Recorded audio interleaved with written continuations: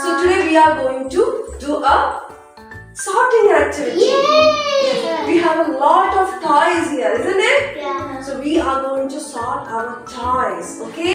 We have this toy box with us, isn't it? It has got so many toys, all are assorted toys, isn't it? Yeah. So we are going to sort them, we are going to classify them, match them. So I have kept so many papers here. Have you seen? Yeah. See, this paper has got popsicle stick, right? Yeah. So you have to find out all the sticks, popsicle sticks, and keep it in this paper. Similarly, this one, Sachin, can you please move aside and sit down? Yes.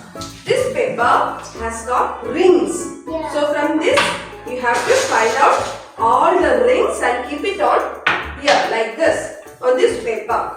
See, in this one we have numbers, like number blocks. Find out all the number blocks here and keep it on this paper.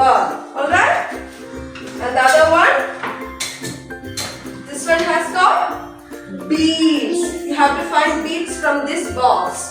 Then we have a stick, a rod, right? You have to find that from here.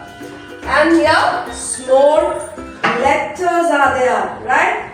Small letters you have to find out from this.